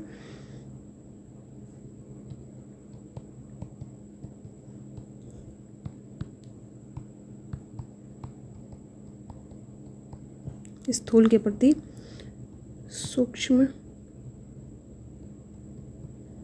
का विद्रोह नहीं रहा, वरन थोथी नैतिकता, रूढ़िवाद और सामंती साम्राज्यवादी बंधनों में प्रति विद्रोह रहा है। यह विद्रोह मध्य वर्ग के तत्वाधान में हुआ था, इसलिए उसके साथ मध्यवर्गीय असंगति, पराजय और पलायन की भावना भी जुड़ी हुई है। तो इस तरीके से याद रख लीजिएगा कि रामविलास शर्मा ने कहा है कि छायावाद स्थूल के प्रति सूक्ष्म का विद्रोह नहीं रहा, वरन थोथी नैतिकता, रूढ़िवाद, सामंती साम्राज्यवादी बंधनों में प्रति विद्रोह रहा है। अगला प्रश्न है, बयां का घोंसला उपन्यास के लेखक कौन है? बयां का घोंसला उपन्यास के लेखक कौन है? धर्मवीर भारती, लक्ष्मी नारायण लाल, देवेंद्र सत्यार्थी, फणीश्वर नाथ रेणु। कौन है जो बयां का घोंसला के लेखक हैं? तो बयां का घोंसला लेखक के उपन्यास के लेखक हैं लक्ष्मी नारायण लाल जी। डॉक्टर लक्ष्मी नारायण लाल के अगर और उपन्यास देखा जाए तो कौन कौन सी हैं? बड़ी चंपा, छोटी चंपा, देखो क्या गड़बड़ हो जाता है कभी कभी, बड़ी चंपा,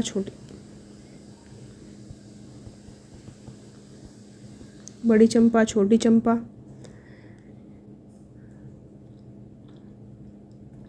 मन वृंदावन, प्रेम में पवित्र नदी, हरा समुंदर, गोपी चंदर, और धरती की आंखें, गली, अनारकली, कनॉट प्लेस, ये बहुत पूछा जाता है।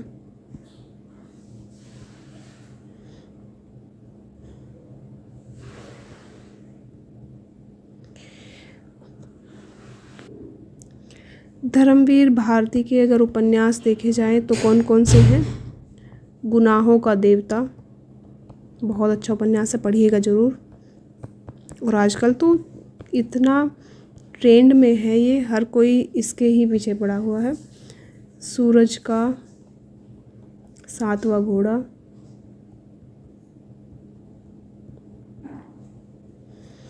रेणु जी का उपन्यास अगर देखा जाए तो मैला आंचल, परती परी कथा,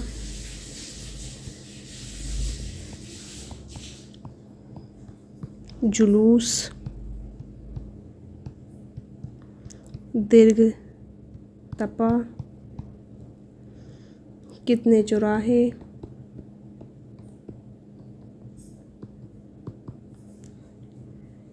ये इनके उपन्यास।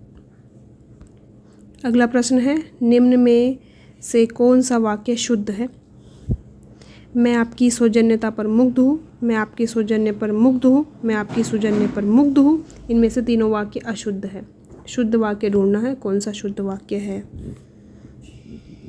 तो इसमें शुद्ध है, मैं आपके सौजन्य पर मुग्ध हूँ, ये सही है एकदम। अगला प्रश्न है, नीर भरे नित प्रति रहे ताऊ न प्यास बुझाओ, पंक्ति में कौन सा अलंकार है? नीर भरे नित प्रति रहे तऊ न प्यास बुझाई, कौन सा अलंकार है? तो इसमें है विशेषोक्ति अलंकार है इसमें। और विशेषोक्ति अलंकार जो है वो विभावना का उल्टा होता है।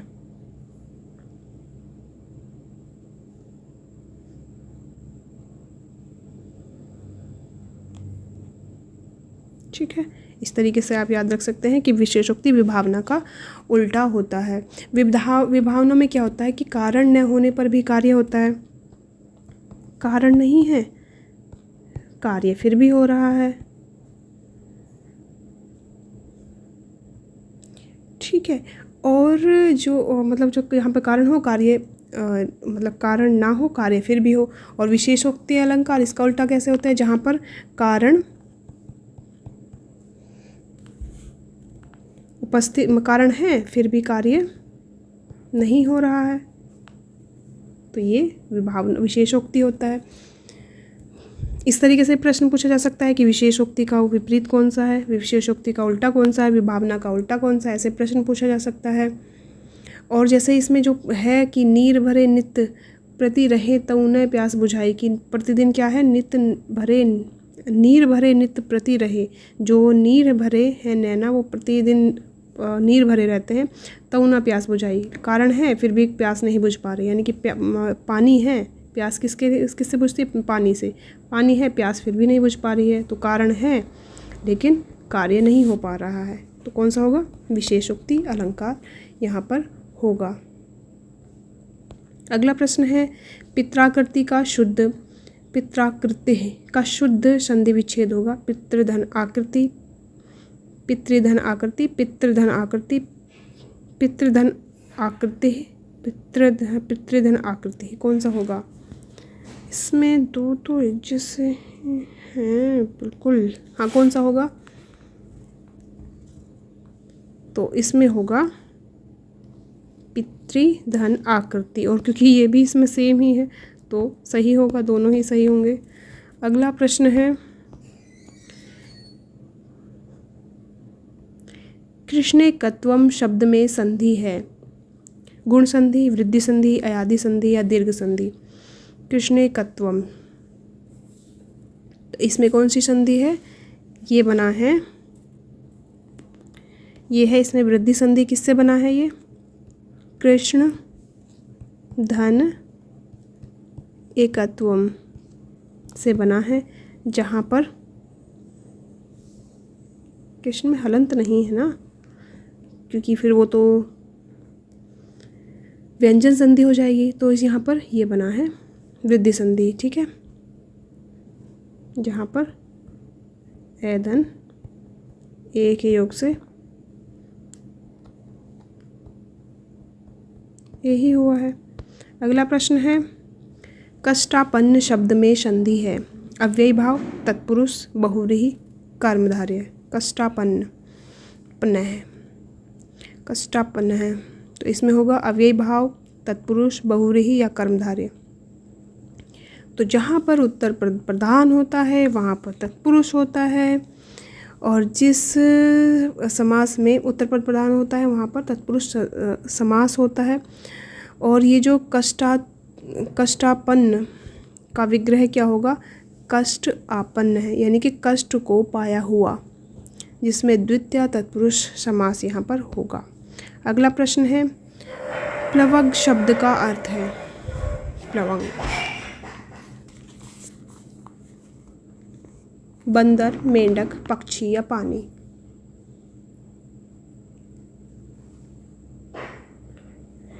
प्लवंग शब्द का अर्थ क्या होगा, तो इसमें होगा बंदर।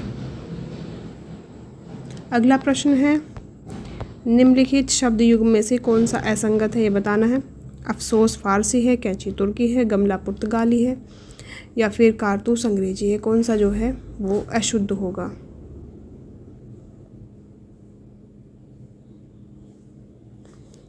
कारतूस गलत हो है, कारतूस किस भाषा का है, तो कारतूस है हमारा पुर्तगाली का, ये भी पुर्तगाली का ही है। अगला प्रश्न है योग रूढ़ शब्द कौन है, योद्धा, दशानन, राक्षस या सुर। योग रूढ़ शब्द है। और ये इसके बारे में मैंने आपको भी बताया था, योग रूढ़ शब्द कौन से होते हैं। तो इसमें कौन सा शब्द है, दशानन। दश आनन है जिसके अर्थात रावण, तो ये योग रूढ़ शब्द है। अगला प्रश्न है, निम्न में शुद्ध रूप कौन सा है। हतोत्साह, हतोत्साहित, हतोत्साह, हतोत्साह, कौन सा सही होगा इसमें। अच्छा, इसमें मैं मिस्टेक ध्यान नहीं दिया है, एक जैसे ही दो छूट जाते हैं, तो इसमें कौन सा होगा, हतोत्साहित। अगला प्रश्न है, निम्न में शुद्ध रूप कौन सा है। प्रदर्शनी, प्रदर्शनी, प्रदर्शिनी,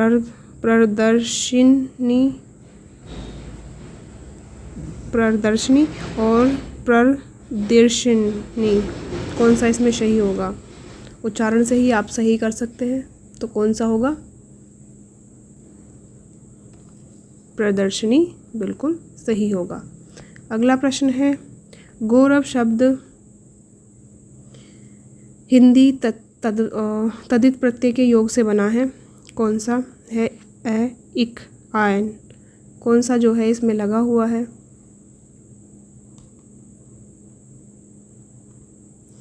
और ये जो तदित प्रत्यय होते हैं वे होते हैं जो क्रिया से भिन्न अर्थात विशेषण संज्ञा के अंत में लगते हैं, वही तदित प्रत्यय होते हैं। जैसे जो है ये बना है ए प्रत्यय से गौरव। अगला प्रश्न है, निम्न में से कौन सा वाक्य शुद्ध है। राम ने पेट भर मिठाई खाई, राम ने पेट भर के मिठाई खाई, राम ने भर पेट मिठाई खाई, इनमें से सभी शुद्ध हैं। तो इसमें से कौन सा शुद्ध है, राम ने भर पेट मिठाई खाई, भर पेट, पेट भर नहीं।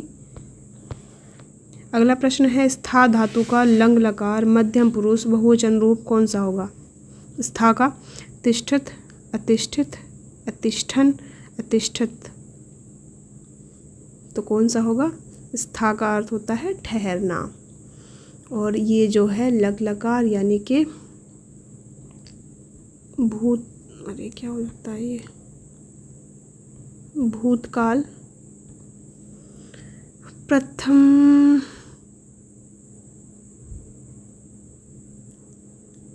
लंग लकार में बनना है ये, तो कौन सा होगा इसमें, अतिष्ठित। और अतिष्ठन होगा लंग लकार का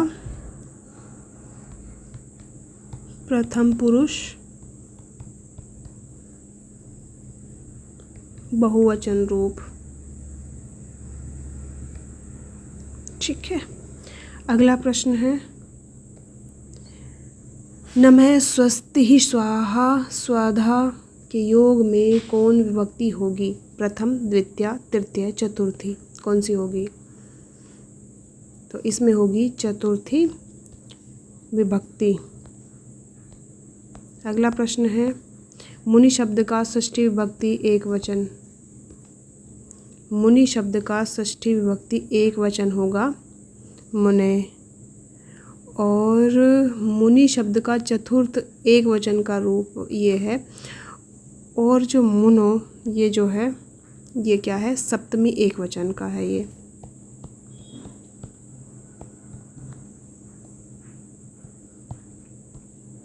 अगला प्रश्न है, सम उपसर्ग में सम उपसर्ग से निष्पन्न शब्द कौन सा है। संस्कार, समझौता, सामान, सामना या फिर स्वयं।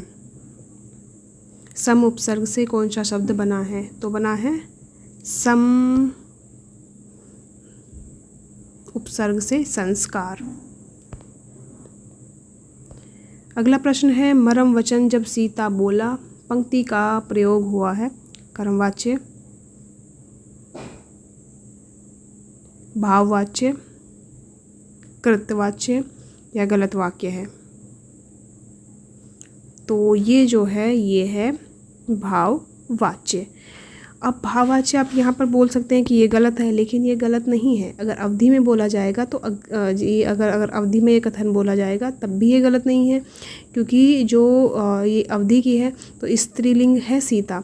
जैसे बोला क्रिया है, लेकिन क्रिया रूप जो है संगत आपको देखने के लगेगी, लेकिन क्रिया की क्योंकि इसमें प्रधानता है, वचन बोलना, तो क्रिया की प्रधानता है, इसीलिए इस वाक्य में भाववाचक होगा।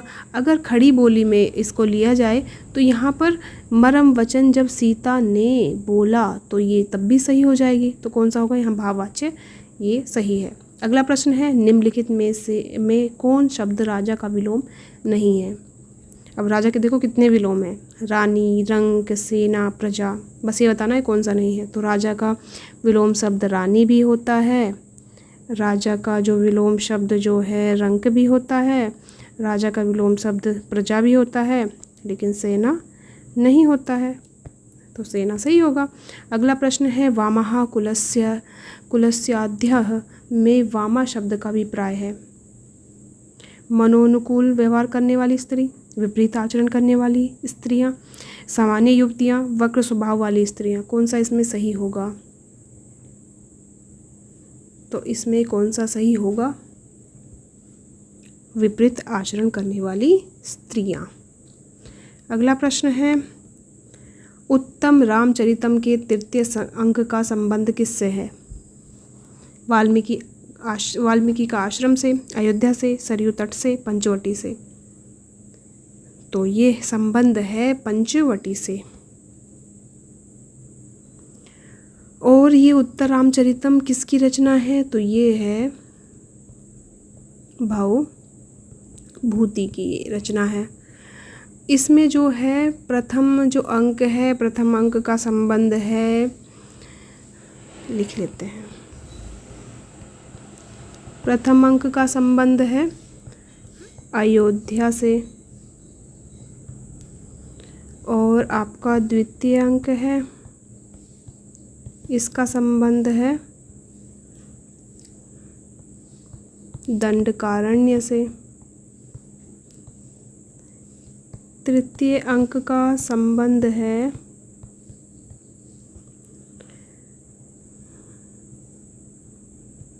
दंडकारण्य पंचवटी प्रदेश, जो दंडकारण्य का पंचवटी प्रदेश, यानी कि जो दंडकारण्य है उसका पंचवटी प्रदेश यहाँ पर है। चतुर्थ अंक में है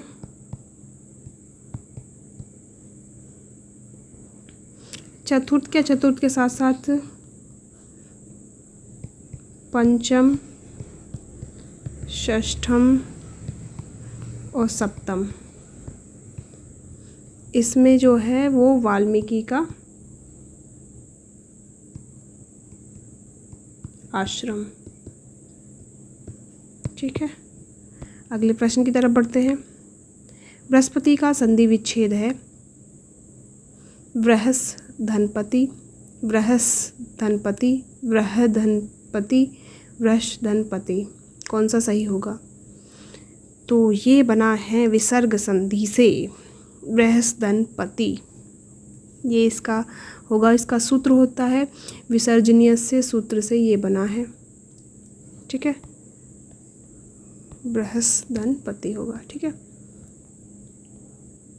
अगला प्रश्न है किस विद्वान ने देवनागरी लिपि के स्थान पर रोमन लिपि स्वीकार करने का सुझाव दिया था, कि यहाँ पर हम देवनागरी लिपि का प्रयोग ना करके किस लिपि का प्रयोग करते हैं, रोमन लिपि का प्रयोग करते हैं। यानी कि जैसे आजकल व्हाट्सएप वगैरह पर देखने को मिलता है ना, वही लिपि के प्रयोग के लिए बोल रहे थे। कौन बोल रहे थे, महात्मा गांधी जी, काका कालेलकर, सुनीता कुमार चटर्जी, विनोबा भावे। सुनीति कुमार चटर्जी तो कौन थे, तो सुनीति कुमार चटर्जी ने ये सुझाव दिया था कि आप हमें ऐसा करना चाहिए, रोमन लिपि में लिखना चाहिए। अगला प्रश्न है भारतीय भाषा परिषद कलकत्ता द्वारा प्रकाशित पत्रिका कौन सी है। वसुमती, बहुवचन, आकार, वागार्थ, कौन सी पत्रिका है जो भारतीय भाषा परिषद कलकत्ता द्वारा ये प्रकाशित हुई थी। तो कौन सी प्रकाशित हुई थी, वागार्थ। अगला प्रश्न है, राजेंद्र यादव और मन्नू भंडारी ने संयुक्त रूप से किस उपन्यास की रचना की है? सारा आकाश, आपका बंटी, एक इंच मुस्कान, मुर्दासराय, किसकी इन्होंने रचना की है? तो राजेंद्र यादव और मन्नू भंडारी ने संयुक्त रूप से रचना की है एक इंच मुस्कान की। राजेंद्र यादव के अन्य रचनाएं हैं या उपन्यास है उखड़े हुए लोग, सारा आकाश, शह और मात, उल्टा, मुखर चिंतन, अनदेखे अनजाने पल। मन्नू भंडारी का तो बहुत प्रसिद्ध है, कौन सा? महाभोज, आपका बंटी, ये इनका प्रसिद्ध है। और ये जो मुर्दासराय है ये शिव प्रसाद सिंह की कहानी विधा है। अगला प्रश्न है, सूची 1 को 2 से सुमेलित करना है, नीचे कूट दिया हुआ है, यही प्रश्न है। कालिदास की कौन सी रचना है? भवभूति की कौन सी है? दंडी की कौन सी है? बाणभट्ट की कौन सी है? श्रीहर्ष की कौन सी है? यही आपको बतानी है। तो कालिदास की जो है ऋतु संहारम, भवभूति की जो है अभी बताया था उत्तर रामचरितम, दंडी की है दस कुमार चरितम, बाण की है कादम्बरी और श्रीहर्ष की निषिद्ध चरितम। तो देख लीजिएगा 1 4 2, 1 4 2 यही है। अगला प्रश्न है, चक्रपाणी दर्शनार्थ पद में मान्य समास है? कर्मधारय, तत्पुरुष, अव्ययभाव, बहुव्रीहि। कौन सा समास है इसमें? कौन सा समास इसमें होगा? चक्रपाणी दर्शनार्थ, तो इसमें होगा अव्ययी भाव समास। अब इसमें आप कंफ्यूज हो जाएंगे कि चक्रपाणी दर्शनार्थ में तो चक्रपाणी तो विष्णु के लिए प्रयुक्त होता है, तो बहुव्रीहि समास होना चाहिए। तो बहुव्रीहि यहाँ इसलिए नहीं होता हुआ है कि दर्शनार्थ आया है इसमें, चक्रपाणी दर्शनार्थ अर्थात विष्णु के दर्शन के लिए, तो ये यहाँ पर बहुव्रीहि नहीं होता। अगर चक्रपाणी होता है तब होता, ठीक है। दर्शनार्थ के कारण ये अव्ययी भाव समास हो जाएगा क्योंकि प्रथम पद प्रधान ये है। अगला प्रश्न है, यानी कि चक्र है हाथ में जिसके, उसके दर्शन के लिए। भ्रमर गीत प्रसंग का मूल स्रोत है, क्या है? श्रीमद् भगवत का पंचम स्कंद, श्रीमद् भगवत का दसम स्कंद, श्रीमद् भगवत का तृतीय स्कंद, श्रीमद् भगवत का नवम स्कंद। कौन सा होगा? तो है श्रीमद् भगवत का तृतीय स्कंद, नहीं दशम स्कंद है ना, सॉरी तृतीय नहीं दसम स्कंद है। अगला प्रश्न है, रामचरितमानस के ज्ञान दीपक प्रसंग किस कांड वर्णित है? किस कांड में वर्णित है? उत्तरकांड में, अयोध्या कांड में, बाल कांड में या अरण्य कांड में? तो ज्ञान दीपक प्रसंग जो है वो है उत्तर कांड में। रामचरितमानस जो है 7 कांडों में ये विभाजित है। श्री राम कथा ये आधारित है, दोहा चौपाई शैली में लिखी गई है। कांड है इसमें पहला बाल कांड, दूसरा अयोध्या कांड, तीसरा अरण्य कांड, चौथा किष्किंधा कांड, 5वां सुंदर कांड, 6ठा लंका कांड और 7वां उत्तर कांड है। अगला प्रश्न है, हिंदी का प्रथम व्याकरण लिखने वाले विद्वान कौन है? Joshua Ketelaar, Kishoridas Vajpeyi, George Grierson, Kamta Prasad Guru. किसने लिखा था हिंदी का प्रथम व्याकरण? अब हमारी जो हिंदी है ना उसके साथ थोड़ा सा नाइंसाफ़ी हुई है। हिंदी साहित्य लेखन की बात हो, चाहे हिंदी जो है व्याकरण लिखने की बात हो, तो किसने लिखा है? ये लिखा है जॉन जोशुआ केटलर ने। इन्होंने लिखी थी हिंदुस्तानी ग्रामर। किस नाम से लिखी थी?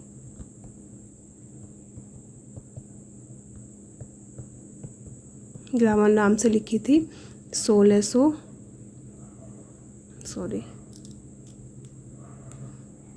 ज़्यादा जल्दी रहती है, 1698 ईस्वी में, और ये हिंदी का प्रथम व्याकरण ग्रंथ माना जाता है। अगला प्रश्न है, माधव हम परिणाम निराशा पंक्ति है। माधव हम परिणाम निराशा पंक्ति किसकी है? सूरदास की, नंददास की, विद्यापति की, तुलसीदास की? तो ये है तुलसीदास जी की। अगला प्रश्न है, प्रभुसत्ता संपन्न शासक वर्ग एवं गरीब शिल्पी के मध्य संघर्ष कथा को किस नाटक की विषय वस्तु बनाया गया है? कोणार्क, शारदीय, शिल्पी, आदमी का जहर। तो ये बनाया गया है कोणार्क को। कोणार्क जो ये नाटक है ये जगदीश चंद्र माथुर जी का है।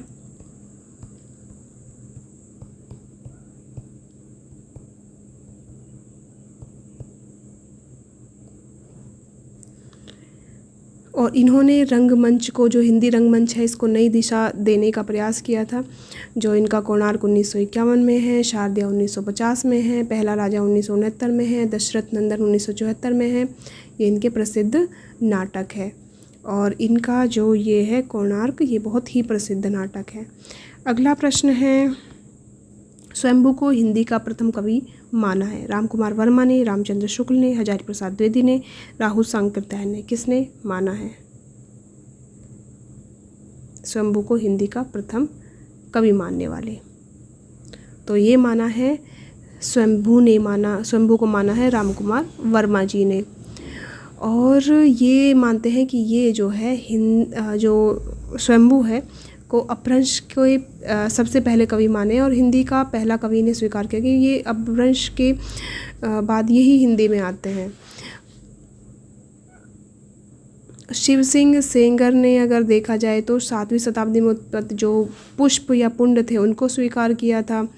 राहुल सांकृत्यायन ने सरहपा को स्वीकार किया था। गणपति चंद्रगुप्त ने जो है भरतेश्वर बाहुबली रास के रचयिता जो थे शालिभद्र सूरी जी को हिंदी का प्रथम जो है कवि माना था। अगला प्रश्न है, क्रिया के किस रूप में कर्ता के अनुसार लिंग परिवर्तन नहीं होता? वर्तमानकालिक, भविष्यकालिक रूप में, भूतकालिक रूप में, आज्ञार्थक रूप में?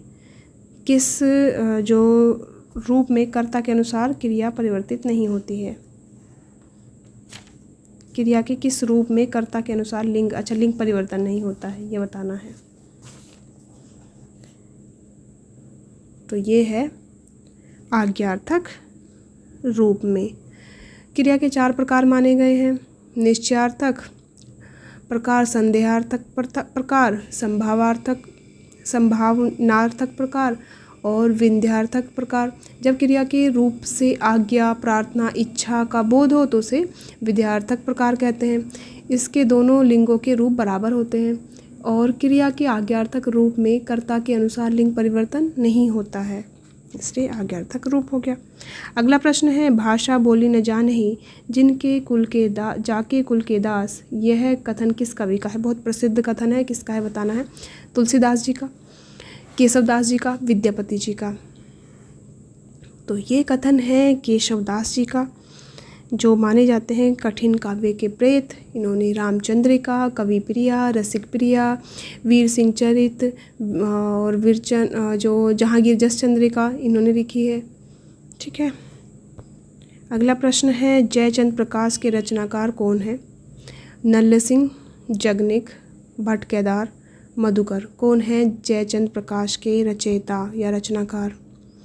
तो हैं भट्ट केदार जी इसके रचनाकार है। जयचंद्र प्रकाश महाकाव्य के। नल्ल सिंह की जो है विजयपाल रासो है, लिख ही लेते हैं।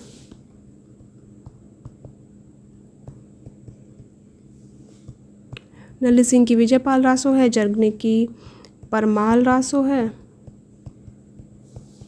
मधुकर की है जयमयंक जस चंद्रिका। अगला प्रश्न है, मिश्र बंधु ने परिवर्तन काल की समय सीमा निर्धारित की है। संवत 1890 विक्रमी संवत 1925 विक्रमी तक, संवत 1791 विक्रमी संवत से 1889 विक्रमी संवत तक, संवत 1890 से सन 1925, अब संवत को सन में आ गया है, संवत 1791 से सन 1889 तक समय सीमा बतानी है। मिश्र बंधु ने परिवर्तन काल की समय सीमा क्या निर्धारित की? इन्होंने स्वीकार की है संवत 1090 विक्रमी संवत से 1925 विक्रमी संवत तक माना है इन्होंने। अगला प्रश्न है, सम सुबरन सुख माँ कर सुखद न थोर, सिए अंग सखी कोमल कनक कठोर। इस छंद में प्रयुक्त अलंकार कौन सा है? निर्देशना, व्यतिरेक, समासोक्ति, अर्थांतरन्यास, कौन सा होगा इसमें?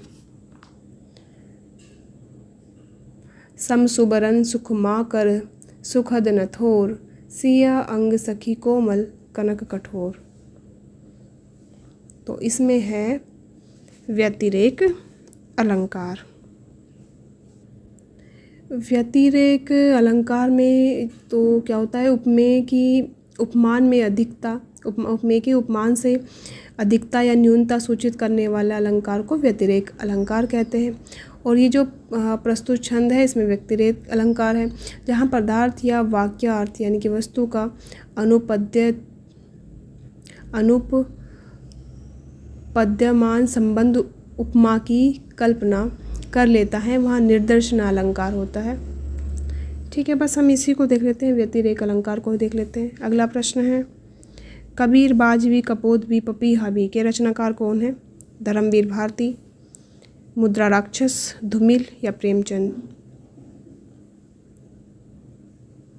कबीर, बाजवी, कपोदवी, पपीहावी, तो ये लिखी है मुद्रा राक्षस जी ने। और मुद्रा राक्षस ने तिलचट्टा, तेंदुआ फोर्स, फेतपुल्ली और मरजीवा, ये इन्होंने रचनाएं लिखी है। अगला प्रश्न है, आचार्य शंकुक द्वारा रस निष्पत्ति की व्याख्या का स्वरूप क्या है? अभिव्यक्तिवाद, अनुमितिवाद, उत्पत्तिवाद या इनमें से कोई नहीं? इसके बारे में हम विस्तृत चर्चा एक सोल में कर चुके हैं। ठीक है, तो इनका किसका होगा? ये होगा अनुमितिवाद शंकुक का। अगला प्रश्न है, बिहारी कवि हैं रीति सिद्ध, रीतिबद्ध, रीतिमुक्त या इनमें से कोई नहीं? तो बिहारी आपको पता ही है, बिहारी हैं रीति सिद्ध कवि। अगला प्रश्न है, बालकृष्ण भट्ट द्वारा संपादित पत्र का नाम क्या है? तो इन्होंने जो है हिंदी प्रदीप का संपादन किया था। और कहाँ से निकलती थी ये? इलाहाबाद, तत्कालीन इलाहाबाद और आज का प्रयागराज से निकलती थी।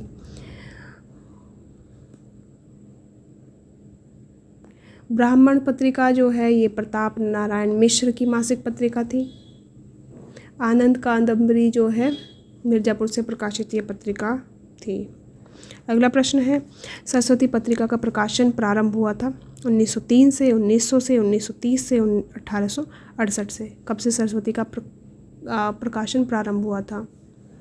तो ये प्रारंभ हुआ था 1900 ईस्वी से।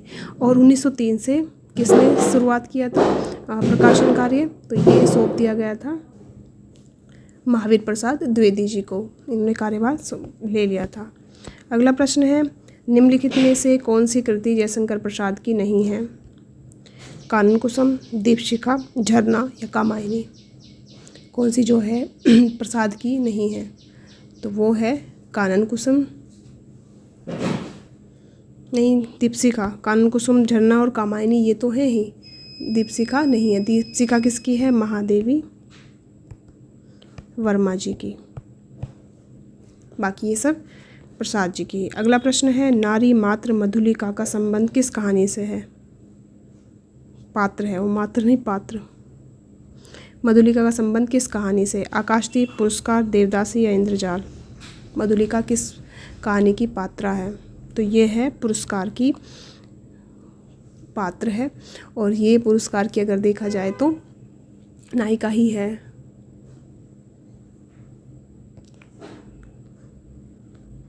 अगला प्रश्न है, यात्रा वृत्तांत के लेखक एवं यायावर के रूप में जिनकी प्रसिद्धि है वे हैं नागार्जुन जी, राहुल सांकृत्यायन जी, सेठ गोविंदास जी, महादेव वर्मा जी। कौन है? तो वो हैं यात्रा वृत्तांत के लेखक के रूप में या यात्रा साहित्य यायावर कौन माने जाते हैं? राहुल सांकृत्यायन जी माने जाते हैं।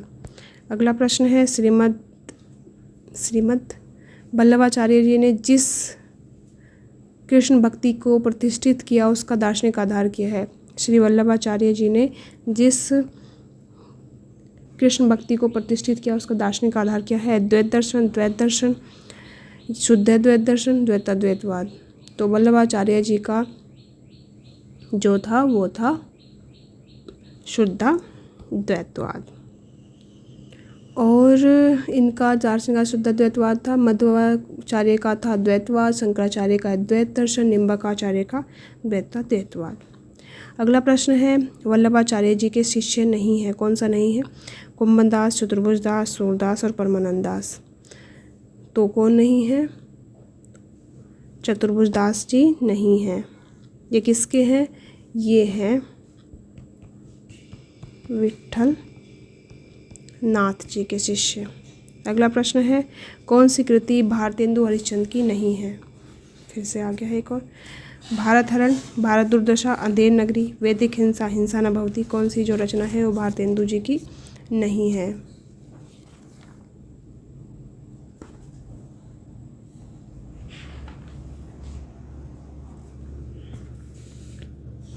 भारत हरण इनकी नहीं है। तो फिर किसकी है ये? देवकी नंद त्रिपाठी का ये नाटक है। अगला प्रश्न है, इस करुण कलित हृदय में अब विकल रागिनी बजती, क्यों हाहाकार स्वरों में वेदना असीम गरजती। इस पंक्ति के रचनाकार कौन है? सुमित्रानंदन पंत, महादेव वर्मा, जयशंकर प्रसाद या निराला जी। इस करुण कलित हृदय में अब विकल रागिनी बजती, क्योंकि हाहाकार स्वरों में वेदना असीम गरजती। तो ये किसकी है? जयशंकर प्रसाद जी की। अगला प्रश्न है, सूची 1 को 2 से सुमेलित करना है। एक तरफ है रचना, एक तरफ है रचनाकार। अरियो करुणा प्रभा में, धूप के धान, खुशबू के शिलालेख, चांद का मुँह टेढ़ा है। रचनाकार है मुक्तिबोध, अज्ञेय, गिरिजा कुमार माथुर, भवानी प्रसाद मिश्र जी। तो अरियो करुणा प्रभा में किसका है? अज्ञेय का है। धूप के धान गिरिजा कुमार माथुर, खुशबू के शिलालेख भवानी प्रसाद मिश्र, चांद का मुँह टेढ़ा मुक्तिबोध। कौन सा सही होगा देख लीजिएगा। 2 3 4 2 3 4 1, हाँ ये ठीक है। अगला प्रश्न है, सूची 1 को 2 से ही सुमेलित करना है। किसका कौन सा है? मानस का हंस, झूठा सच, टेढ़े मेढ़े रास्ते, मरी हुई मछली। तो मानस का हंस किसका है? अमृत लाल नागर जी का। झूठा सच है यशपाल का। टेढ़े मेढ़े रास्ते हैं भगवती चरण वर्मा के। मरी हुई मछली किसका है? राजकमल चौधरी का। तो कौन सा होगा? 2 3 1, 2 3 1 इसी में ही है। 1 4। अगला प्रश्न है, महाभारत की कथा पर आधारित नाटक है, कौन सा है महाभारत की कथा पर आधारित नाटक? अंधा युग, अंधी गली, कोणार्क, आधे अधूरे। महाभारत की कथा पर आधारित नाटक कौन सा है? तो ये है अंधा युग। किसका है? धर्मवीर भारती जी का ये नाटक है। ये 1954 में प्रकाशित हुआ था। और ये जो है महाभारत युद्ध के 18वें दिन की संध्या, 18वें दिन की संध्या से लेकर प्रभास तीर्थ तक यानी कि कृष्ण की मृत्यु तक का कालखंड पर आधारित है। इसमें 5 अंक हैं, 5 अंकों में है ये। पहला अंक है कौरव नगरी, दूसरा है पशु का उदय, तीसरा है अश्वत्थामा का अर्धसत्य, चौथा है गांधारी का शाप और 5वां है क्रमिक आत्महत्या। अगला प्रश्न है, कौन सा नाटक मोहन राकेश कृत नहीं है? लहरों के राजहंस, आधे अधूरे, रक्त कमल, आषाढ़ का एक दिन। कौन सा नहीं है? तो आपको पता है रक्त कमल नहीं है, लहरों के राजहंस, आधे अधूरे, आषाढ़ का एक दिन, ये सब इन्हीं के ही है। रक्त कमल जो है डॉक्टर लक्ष्मी नारायण लाल का है।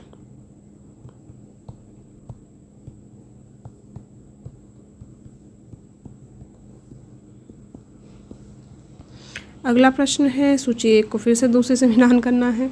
क्या भूलूं क्या याद करूं, रसीद टिकट, आवारा मसीहा, कलम का सिपाही, विष्णु प्रभाकर, अमृता प्रीतम, अमृत राय, हरिवंश राय बच्चन।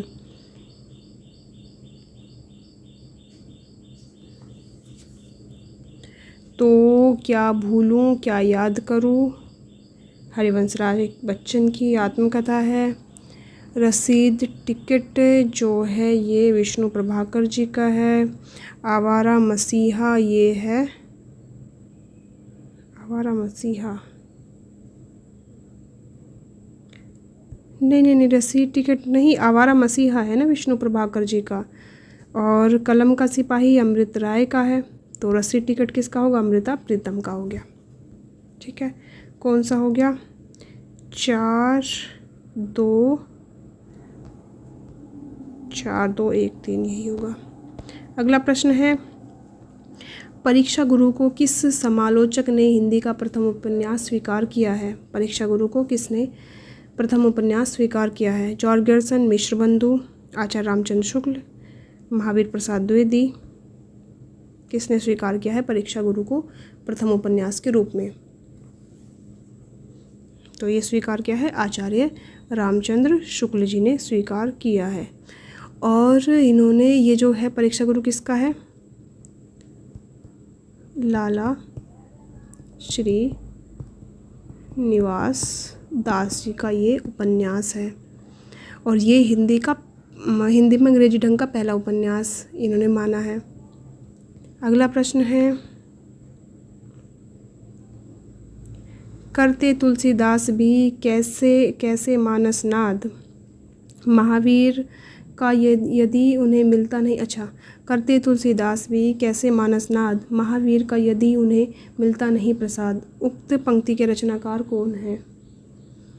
महावीर प्रसाद द्विवेदी, अयोध्या सिंह उपाध्याय हरिऔध, मैथिली शरण गुप्त, सियाराम शरण गुप्त। कौन है इसके रचनाकार? तो है मैथिली शरण गुप्त जी। मैथिली शरण गुप्त की जो रचनाएं हैं, जयद्रथ वध, भारत भारती, पंचवटी, झनकार, साकेत, यशोधरा, विष्णुप्रिया, जय भारत। महावीर प्रसाद द्विवेदी की, चलो ठीक है आगे बढ़ते। निराला की बादल राग कविता का संबंध है, निराला की बादल राग कविता का संबंध है छायावादी सौंदर्य से, प्रगतिवादी चेतना से, प्रयोगवादी चेतना से, प्रकृति के सौंदर्य से। किससे है निराला की बादल राग कविता का संबंध? तो किससे है? प्रकृति के सौंदर्य से संबंधित है। अगला प्रश्न है, पंत जी ग्राम्य कृति का संबंध है, पंत जी ग्राम्य का संबंध किससे है? ग्रामीण परिवेश से, प्रगतिवादी दृष्टि से, कल्पना लोक से, नई कविता से। तो ये है ग्रामीण परिवेश से। अगला प्रश्न है, वर्ग वैषम्य एवं वर्ग चेतना प्रेमचंद के किस उपन्यास का मूलाधार है? गबन, गोदान, निर्मला, प्रेमाश्रम। किससे है? वर्ग वैषम्य और वर्ग चेतना। तो उपन्यास जो है प्रेमचंद जी का है, तो है गोदान। अगला प्रश्न है, नैन नचाई कहीं मुस्काई लला फिर आई हो खेलन होली। लतानी लला। पंक्ति के कवि हैं सेनापति, घनानंद, पद्माकर, ठाकुर। तो किसकी है ये? पद्माकर की ये पंक्ति है। अगला प्रश्न है, बांधा था विदु को किसने इन काली जंजीरों से। प्रसाद की इस पंक्ति का अर्थ किस शब्द शक्ति से ग्रहण होगी? अभिधा से, लक्षणा से, व्यंजना से, किससे? बांधा था विदु को किसने इन काली जंजीरों से। तो इसमें होगी लक्षणा, इसमें भी लक्षणा होगी। अगला प्रश्न है वाक्य रसात्मकम काव्यम उक्ति के लेखक कौन है? मम्मट, विश्वनाथ, पंडित राज जगन्नाथ या वामन? तो होंगे किसकी है ये? विश्वनाथ जी की ये कथन है। साहित्य दर्पण इन्होंने रचना रखी है। अगला प्रश्न है उतरी नहाय जमुना जल जो शरीर समश्याम पंक्ति में कौन सा अलंकार है? उपमा, प्रतीप, विशेषोक्ति, विभावना?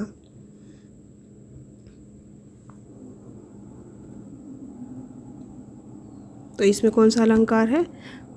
इसमें प्रतीप अलंकार है और प्रतीप का अर्थ है उल्टा है, विपरीत, और यह है उपमा का उल्टा अलंकार माना जाता है। आग में घी डालना मुहावरे का सही अर्थ है हवन करना, देवता को प्रसन्न करना, क्रोध को और अधिक उत्तेजित करना, क्रोध से आग बबूला होना। तो क्या है? क्रोध को और अधिक उत्तेजित करने के संबंध में ये है। अगला प्रश्न है कीचड़ उछाड़ना मुहावरे का सही अर्थ क्या है? जो है मल फेंकना, दूसरों के कपड़े गंदे करना, बदनाम करना, दलदल फेंकना। तो क्या है? बदनाम करना इसका सही होगा। अगला प्रश्न है अवांछित संवाद अर्थ के लिए उपयुक्त मुहावरा है सिर खपाना, सिर खाना, सिर नीचा होना, सिर पकड़ना। तो क्या होगा? सिर खाना। अवांछित संवाद कि मेरा सिर खा लिया है, बेवजह की बातें हो गई हैं। अगला प्रश्न है मनहु उमंगी अंग अंग छवि छलके तुलसी की इन पंक्ति में कौन सी शब्द शक्ति है? अभिधा, लक्षणा, व्यंजना? तो इसमें है व्यंजना शब्द शक्ति। अगला प्रश्न है घोर अहिनिष्ठ व्यक्तिवाद किस काव्यधारा की प्रवृत्ति है? तो किसकी है? छायावाद की, प्रगतिवाद की, प्रयोगवाद की? इनमें से कोई नहीं। तो किसकी है? प्रयोगवाद की। अगला प्रश्न है रस के संबंध में मुक्तिवाद के प्रतिपादक आचार्य हैं बटलोलट, श्रीशंकुक, भटनायक या अभिनवगुप्त? रस के संबंध में भुक्तिवाद के प्रतिपादक आचार्य हैं कौन है? भटनायक, इन्होंने भुक्तिवाद दिया है। अगला प्रश्न है कृतघ्न शब्द का सही अर्थ है जो उपकार नहीं करता, जो किए हुए उपकार को नहीं मानता, जो शत्रु को जीत लेता है, जो मित्रता को नहीं मानता। तो क्या होगा कृतघ्न का सही अर्थ? जो किए हुए उपकार को नहीं मानता उसको क्या बोलते हैं? कृतघ्न। अगला प्रश्न है गतानुगति शब्द का सही अर्थ है प्राचीन आदर्श के अनुसार चलने वाला, पीछे चलने वाला, अनुसरण करने वाला, गत को नहीं मानने वाला। गतानुगत। तो इसका सही होगा प्राचीन आदर्श के अनुसार चलने वाला। अगला प्रश्न है द्वंद्वात्मक भौतिक विकासवाद किस काव्यधारा का आधार है? नई कविता, प्रगतिवाद, समानांतर कविता या इनमें से कोई नहीं? तो किसका है? प्रगतिवाद। अगला प्रश्न है निम्नलिखित में से कौन सा ग्रंथ कालिदास प्रणीत है? उत्तरामचरितम, मृच्छकटिकम, मालविका अग्निमित्रम, मुद्रा राक्षस? तो कौन सा है? मालविका अग्निमित्रम।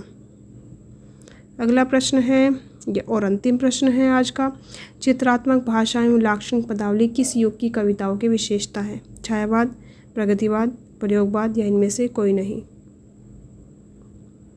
तो किसकी है? चित्रात्मक भाषा एवं लाक्षणिक पदावली छायावाद की। तो आज के लिए इतना ही। कैसी लगी क्लास ज़रूर बताइएगा। क्लास अच्छी लगे तो लाइक कर लीजिएगा, शेयर कर लीजिएगा। नहीं चैनल सब्सक्राइब किया है सब्सक्राइब कर लीजिएगा जिससे हमारा मनोबल बढ़े और हम अच्छी नई नई क्लासेस आपके लिए लेकर आए। तो आज के लिए इतना ही। धन्यवाद। कोई सुझाव हो तो बिल्कुल ज़रूर बताइएगा। बाकी आपके लिए जल्दी ही कुछ नया आपके लिए आने वाला है। जब ये सॉल्व हो जाएंगे तो आप पीजीटी का कराएंगे, नेट का, हायर का, सबका कराएंगे। तो इतना ही। धन्यवाद।